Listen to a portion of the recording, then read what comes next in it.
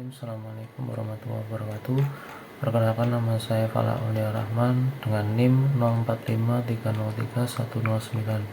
Di sini saya akan menjelaskan tentang bagaimana dari awal sampai akhir proses pemberkasan di instansi Dinas Perpustakaan dan Kearsipan Kabupaten Jombang.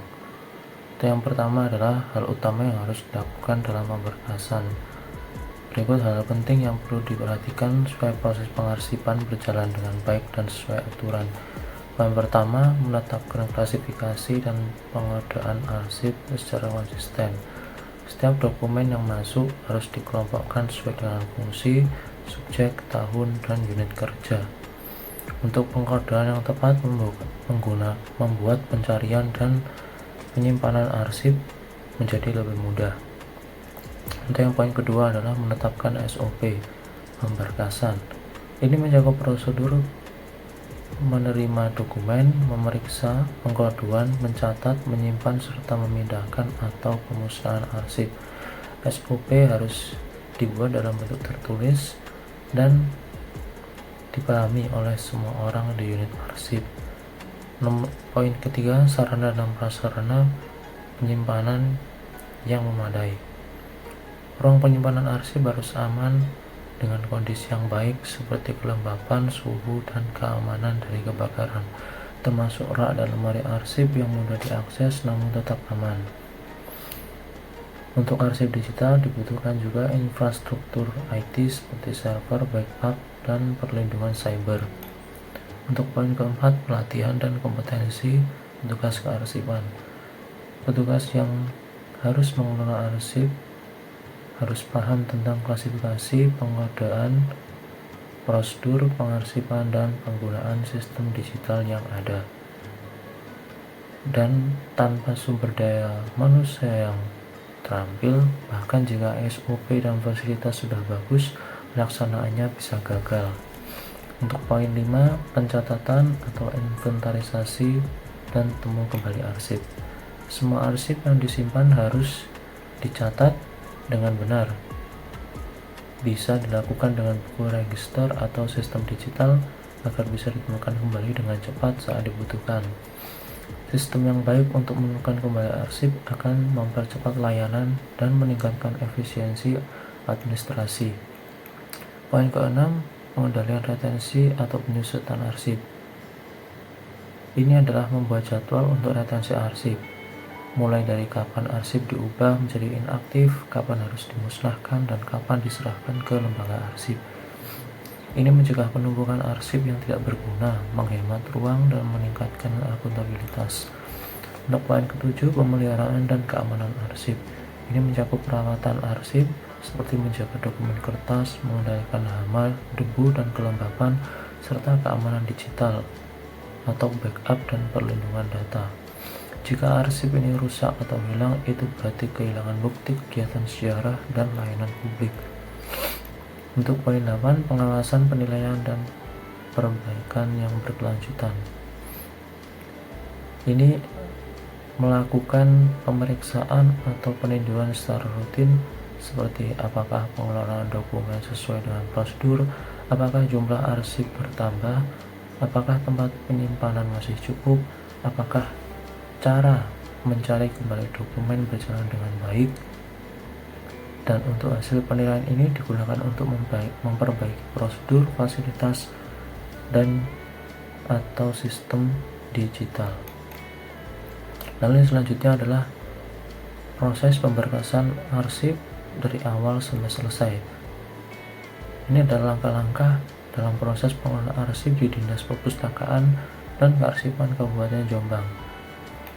Poin pertama adalah penerimaan dokumen atau arsip. Unit kerja mengirim dokumen seperti surat masuk, surat keluar, laporan, nota, catatan, dan dokumen lainnya ke bagian arsip atau diterima langsung di tempat penerimaan dokumen. Untuk prosesnya, dokumen dicatat saat diterima. Jika perlu diberi tanda terima dan diserahkan kepada petugas arsip. Sangat penting untuk memastikan bahwa dokumen yang diterima lengkap, memiliki tanggal, nomor surat, isi, dan unit pengirim. Poin kedua, penyaringan dan verifikasi. Tugas memeriksa apakah dokumen sudah lengkap, apakah ada nomor atau registrasi surat, tanggal, unit pengiriman atau penerima, dan jenis dokumen. Lalu selanjutnya mengidentifikasi. Mengidentifikasi adalah dokumen mana yang perlu diberkaskan, diindeks sebagai arsip aktif, inaktif, atau dimusnahkan sesuai aturan. Jika dokumen tidak sesuai, akan dikembalikan lagi ke unit pengirim untuk perbaikan.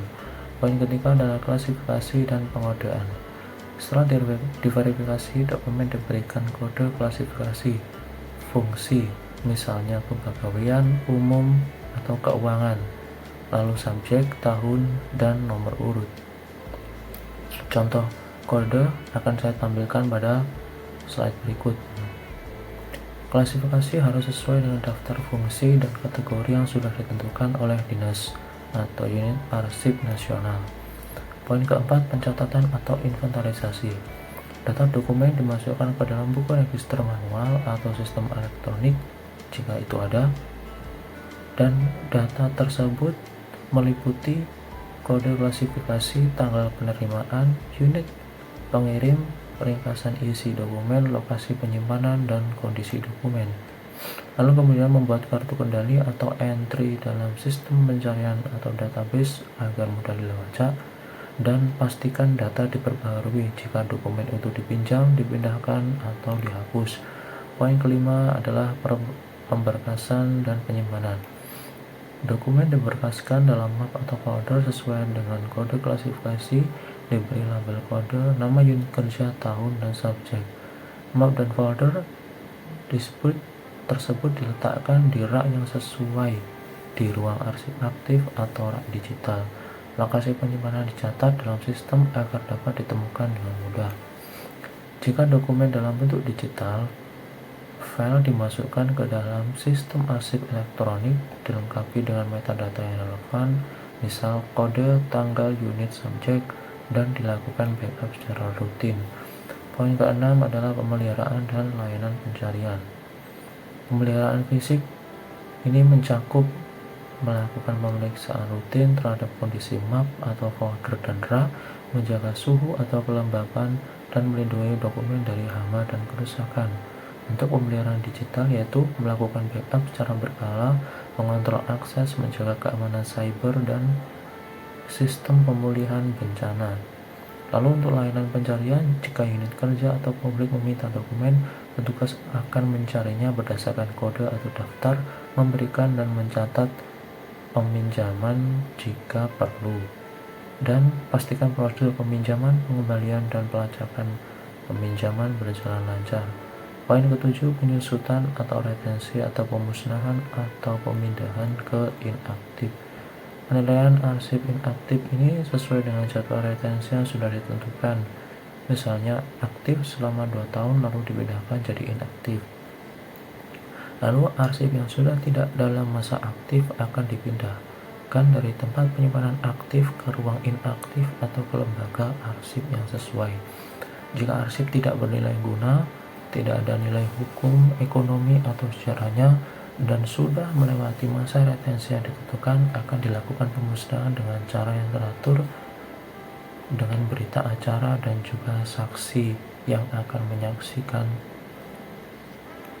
Lalu selanjutnya, setiap langkah pemindahan atau pemusnahan dicatat, mulai dari dokumen berita acara, daftar arsip, serta tanggal pemindahan atau pemusnahan.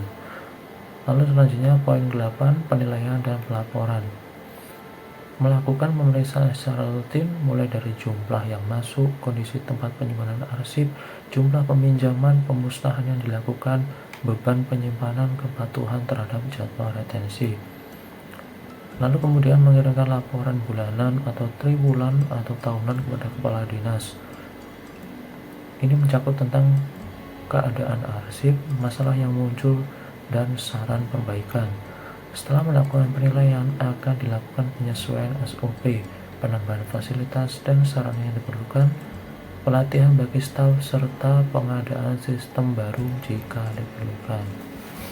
Baik, mungkin segitu dulu pemaparan dan penjelasan dari saya. Apabila ada salah kata atau materi yang kurang pas, saya mohon maaf yang sebesar-besarnya.